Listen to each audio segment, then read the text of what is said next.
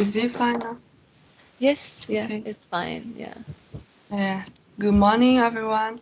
I'm Luona, and today I will present the topic of SOC balance for batteries in DC chipboard microgrid.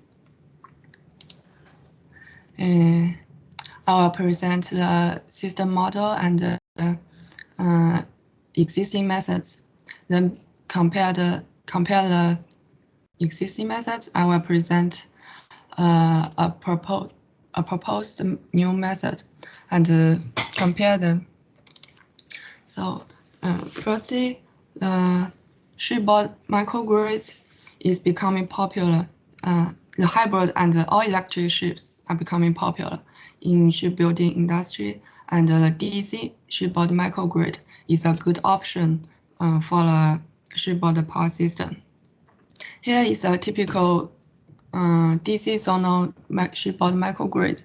It consists of two generators, two batteries, two sets of batteries, two propulsion motors, and several load centers. In conventional DC microgrid, we have the problem of difference in battery SOC due to the different line impedance.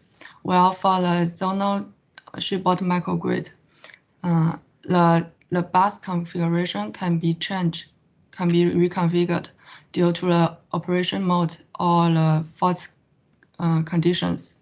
So the batteries in the port and the starboard side of the ship might be different, and making the output power of batteries different. So the state of charge of these two sets of batteries are unbalanced. However, to avoid the overcharge and the over discharge of these two batteries, we need to balance their SOC. Here is the system model. We use a simplified model which consists of one generator and two batteries and a centralized load. The DC-DC converter for the batteries use a dual loop control, consists of current inner loop and a voltage outer loop. And the generator, the AC-DC rectifier in generator side use the constant power control to output the rated power of the generator. We set the initial state of charge of two batteries as 20% and 60%, and change the load demands to adjust the outputs and the output power of these two batteries. Currently, the existing methods to adjust the SOC is mainly focused on is based on the droop control and regulate the droop coefficient in different methods.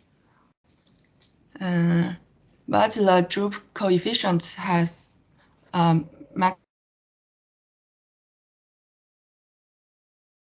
allowed voltage deviation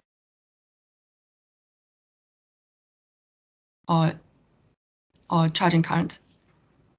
And the state of charge can be calculated by the CROM counting method.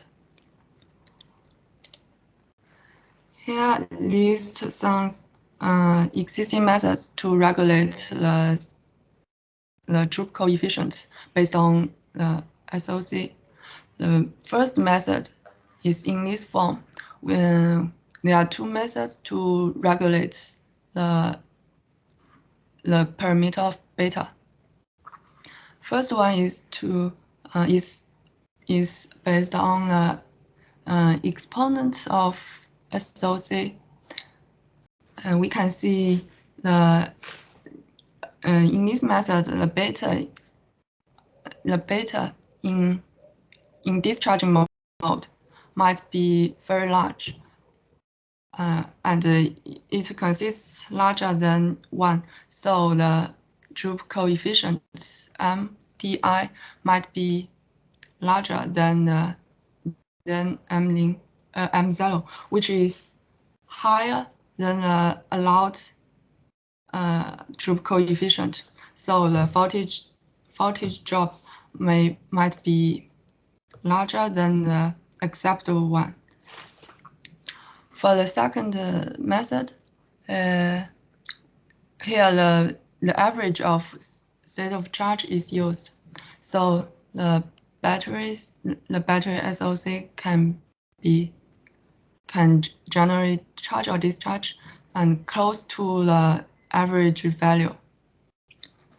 These two pictures are the state of charge changing trend of the first method when changing the parameter of n. We can see the higher n is the faster speed of the SOC chain balancing. And we can see the benefit of this method is the fast SOC balance speed, but the disadvantage is very clear that the parameters might be difficult to choose, and the big voltage drop. The second method is in this form, in which we can see the SOC balance speed is much slower than the previous method.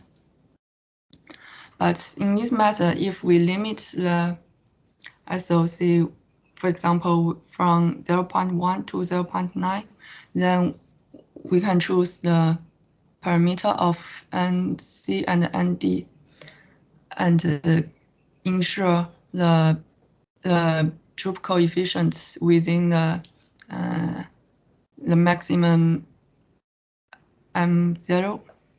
So the voltage drop can be a limit within the acceptable values. The third method is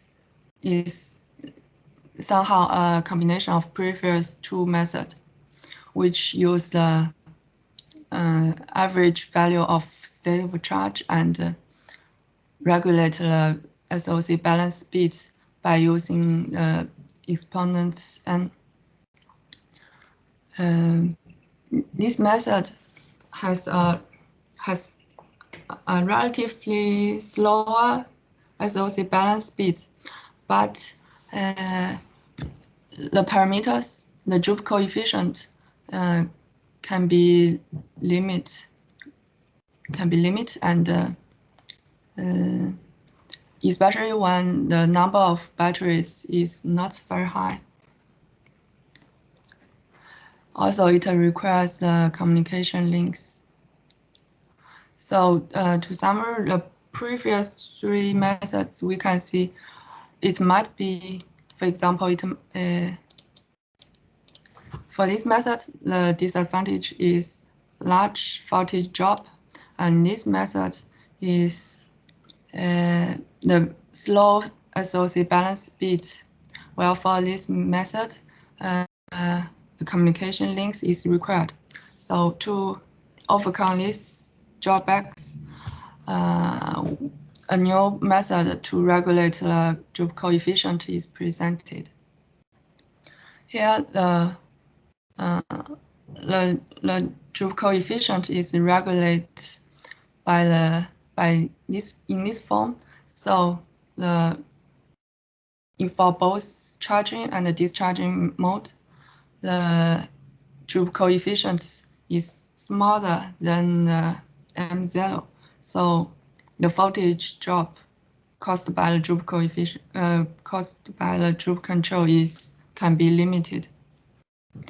And it's a local method, so do not require the communication links. Also, we can see the SOC balance speed is acceptable, is faster than the method 2 and method 3. we can change the speed by increase. We can increase the balance speed by increase the parameter of n. Then we can compare the first method and the proposed method in a simulation mode. In charging mode, the method is the same. So we mainly compare in the discharging mode. We can see the first figure is DC bus voltage, and the green line is method 1. In heavy load conditions, the voltage drop in method 1 is larger than method 4. And here is the change of SOC.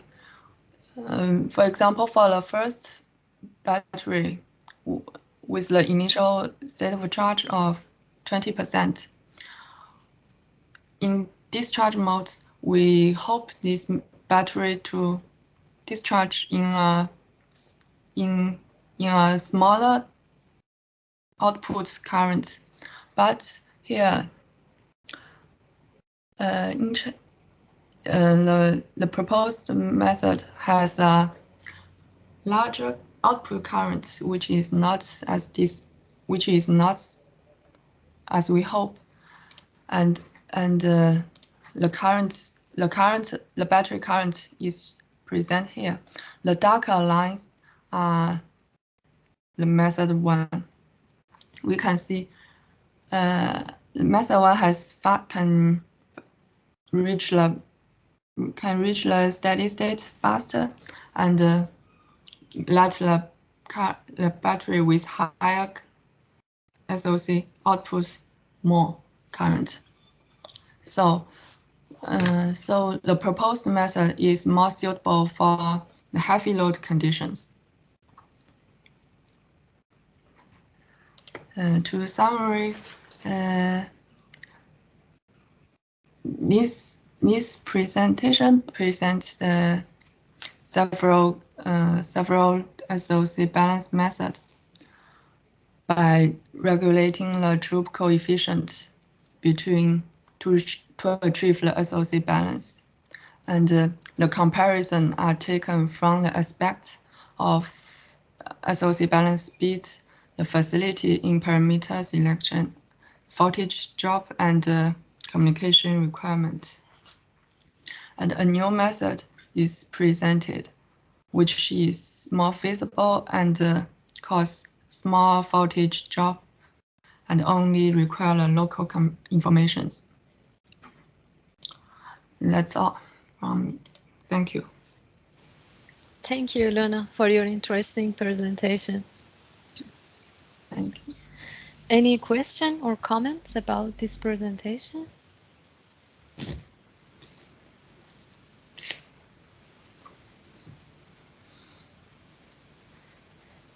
Yeah, in this slide, Luona, that you're showing, did you try different loads, or you're just working with one load profile? I changed 3 load conditions. The first one before 2 seconds is charging. So here these 2 methods has the same method in charging mode. And I in discharging mode, I change the load demand. So the batteries need to output different current. And when the load increase, the discharging current is increase, and the state of charge decrease faster. Yeah, here's the comparison. Okay, thank you. Yeah, I can see Yejuan has a question. Please, Yejuan. Yeah, thank you, Najma. Hi, Luona. Thank you for your very interesting presentation. I have two small questions. The first is the 2 energy storage, the battery banks, are all on board, or for instance, one the starboard is on board and the port side is onshore. or both of them are on board? Both of them are on board. Okay, and another one is when we consider the balance for charging modes, do you consider the, for instance, the constant current and constant voltage, the different charging modes in the charging period? I only consider the constant voltage charge. Constant voltage. Yeah. Okay. Okay. Yeah. Thank you so much. Thank you. Thank you. Yeah, and the two batteries are similar, or Yes, these two batteries has the same parameter, the same capacity. Only the initial state of charge are different. okay, only the initial state of charge. Yeah, thank you, and thank you, Yojun, for your questions. More question, more question and comments about this presentation.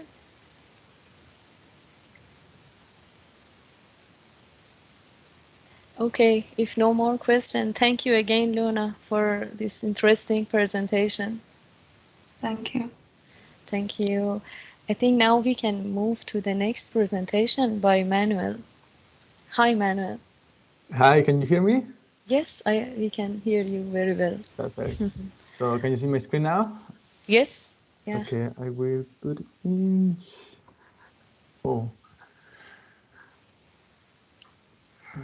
So. It's now better? Yeah, it's perfect now. Okay. Thank you. Well, guys, this is Manuel. I'm going to present some tests that I made to a new converter. So who I am, for the people who don't know me, I'm Manuel Barrios. I'm from Mexico. I'm a PhD student there. And yes, just like a brief presentation about what I'm going to do. In this case, I propose this converter. It's a multi-level converter for PVs and batteries energy storage energy. And just what I'm going to build from this topology, I'm going to build in this stage only this part of the converter.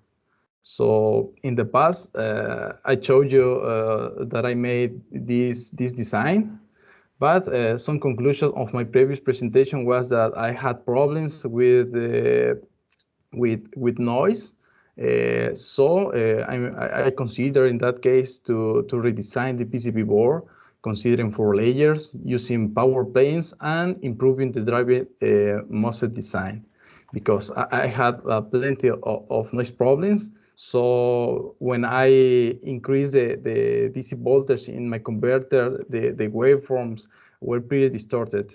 So in these previous weeks, I work on designing a new version of the converter.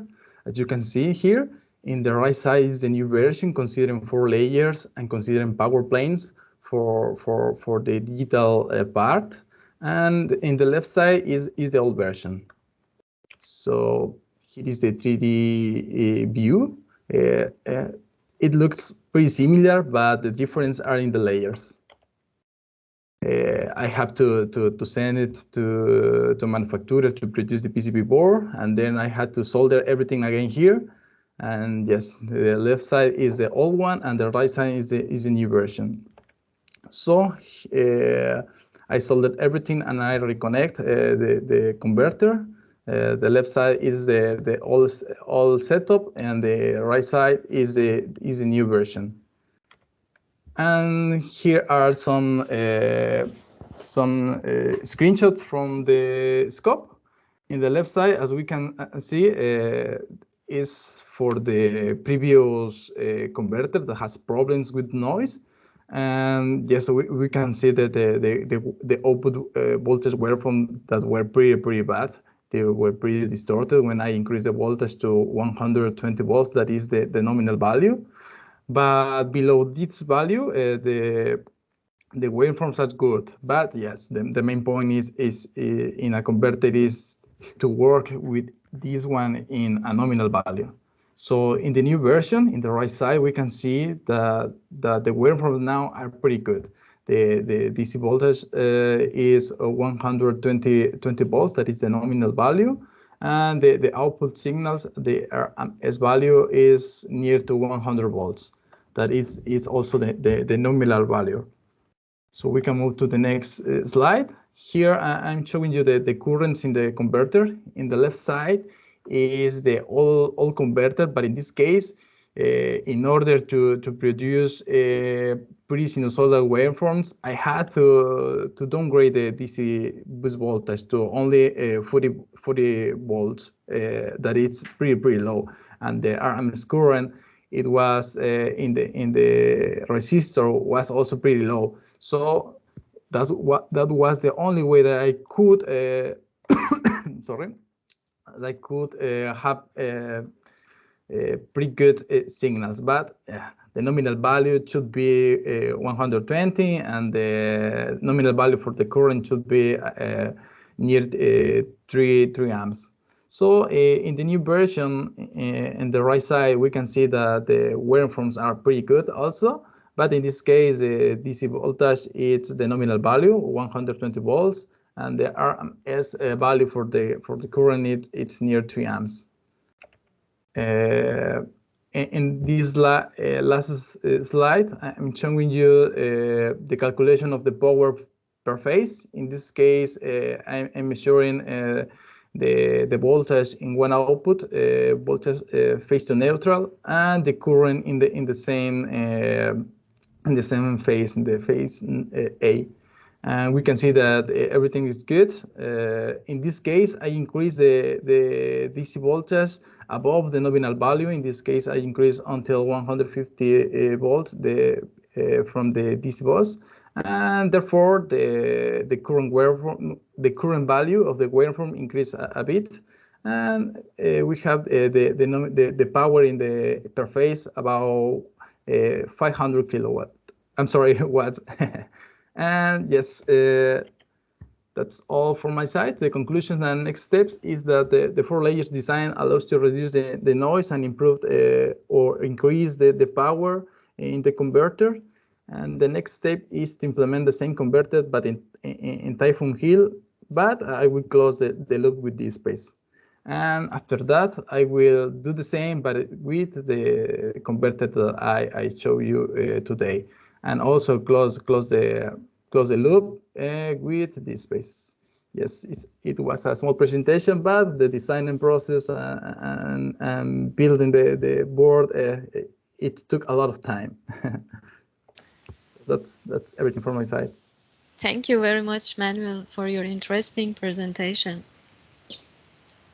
Yeah, I can see Bozue has a question. Please, Bozue. Yeah, thank you.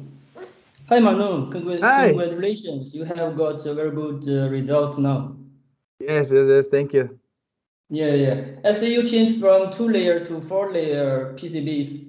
Are you isolating the ground between digital and analog? Yes? Yes. Yes, so that is the only you have do for the 4-layer PCB design? I didn't get it. Could you repeat this? No, I say because you change from 2-layer PCB to 4 layers.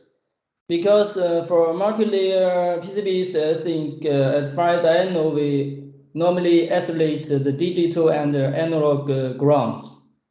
Yes, is that what you do?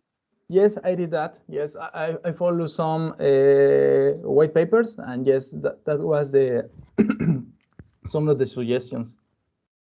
Okay, that's nice. It helps a lot. Yes, it increased. Yeah. Yeah, the noise are pretty low now. Yes, so now you it's pretty low. didn't change the driver circuit? No. The converter is almost the same. I just design with 4 layers and include also the power planes. I think that is also pretty important to include the power planes. Okay. That sounds good. Okay, that's only my doubt, because I see the results are pretty nice now. Yeah, thank you.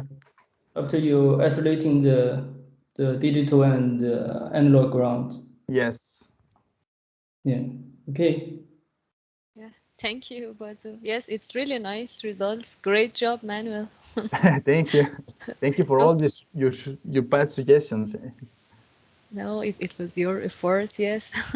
Okay, Yejuan, you have also a question, please. Yeah, hi. Hi. Hi, Najma. Hi, Manuel. Yeah, just no questions. Just because I remember that you showed last time in your presentation, and we were in group and discussed about that, and just the congratulations. It Yes, really changed to exactly. 4 Yeah, years. everyone made some suggestions, and I get all the suggestions and read. Yes, and now it's better. I Thank you think so it's much. a big, just think it's a big work, and because we're thinking to try some other methods, and maybe because it's a change redraw all the PCB boards and schematics figures. And so congratulations. Yeah, thank you. Yeah, congratulations. Yeah. Okay, more questions, comments, or congratulations for Manuel? Thank you.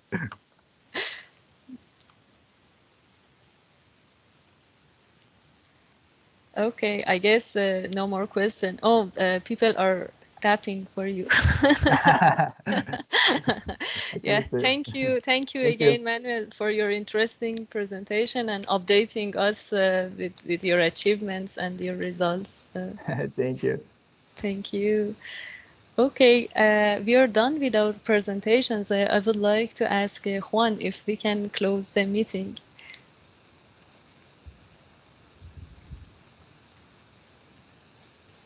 Okay, maybe he is not available right now, but thank you all. Thank you again for joining our group meeting, and wish you all a happy weekend. Bye-bye. Next weekend. Bye-bye. Thank you. Next weekend. Bye bye. Next weekend. Bye bye. Bye bye. Thank you. Have a good weekend. Bye bye, everyone.